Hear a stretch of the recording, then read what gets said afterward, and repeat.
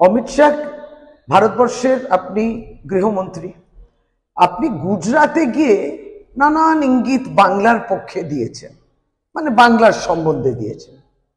আপনি ঘুষপেটিয়ার কথা বললেন, আপনি যেন বললেন যে কোন একটা রাজ্যে এসআইআর কাজ হতে দিচ্ছে না বললেন। আপনি গণতন্ত্র নিয়ে অনেক ভাষণ বললেন, দেশের নিরাপত্তা নিয়েও অনেক কিছু বললেন, কিন্তু আসল বাস্তবটা কি? দেশ নিরাপত্তাহীনতাতে ভুগছে, এটা তো সত্যি।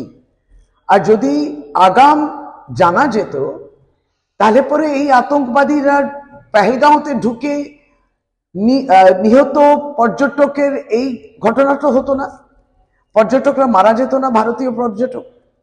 আবারও দিল্লিতে এরকম বোম ব্লাস্ট হতো না। তার মানে কেউ ঢুকছে, তার মানে দেশের বর্ডার্স গুলো ঠিক মতো ওখানে নিরাপত্তা দেয়া হচ্ছে না, আপনার নজর এড়িয়ে যাচ্ছে সেখান থেকে। আর আপনি বাংলার দিকে একটা ইঙ্গিতটা ছেড়ে দিলেন। মাননীয় মুখ্যমন্ত্রী বাংলার মমতা বন্দ্যোপাধ্যায় একটা চিঠি দিয়েছেন চিফ ইলেকশন কমিশনারকে, সেই মর্মেই চিঠি দিয়েছেন যে এসআইআর নিয়ে তো তাড়াহুড়ো কিসে। আপনার এসআইআর 2002-তে 2 বছরে লাগলো, আর এটা 2 মাসে শেষ করতে হবে।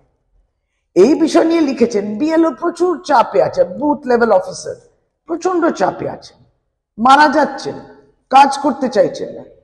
31 জন মানুষের মৃত্যু হয়েছে বাংলায় এই এসআইআর এর মাধ্যমে। আপনারা যেভাবে ভয় দেখিয়েছেন, আতঙ্ক তৈরি করেছেন, আপনারা চান যে মানুষ ভয় পাক, বাংলাকে ভয় দেখাতে হবে, বাংলাকে কবজা করার এই চেষ্টা আপনার রাজনৈতিক লড়াই নয়, আপনি কবজা করতে চান। এবং কবজা যেন তেন প্রকারও নেই, হুমকি, নানাভাবে ধমকানো চমকানো, এবং তারপর এসআইআর নামেতে একটা ভয় তৈরি করা। আপনার কাছে কি এই মৃত্যু যেগুলো হলো, সেই পরিবারের কান্না, সেই পরিবারের কষ্ট স্পর্শ করে না, পৌঁছয় না আপনার চোখ অব্দি?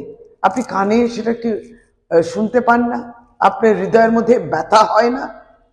বিএলওরা যেভাবে কষ্ট পাচ্ছেন, এই যে সবটাই 1 মাসের মধ্যে করতে হবে, এই বিষয়টা তারা কষ্ট পাচ্ছেন, পেরে উঠছেন না, এইগুলোতে আপনারা নজর দিচ্ছেন না। এইগুলো নিয়েই মমতা বন্দ্যোপাধ্যায় লিখেছেন চিঠিতে, এসআইআর এর কোথায় বিষয়টা ডেঞ্জারাস পর্যায়ে গেছে, ভয়ানক জিনিসটা হয়েছে, সেটাই তিনি লিখেছেন। আপনি এটা অন্য ব্যাখ্যা দিলেন। যাই হোক, বাংলার মানুষ কিন্তু বিজেপিকে বহিরাগতই মনে করে, এবং আপনার বহিরাগত শুধু নয়, বাংলা বিরোধী, সেটা বাংলার মানুষ জানে। আগামী নির্বাচন সেটা দেখিয়ে দেবে। আপনার বোধহয় 50-এর কমেই দাঁড়াবেন বাংলায়।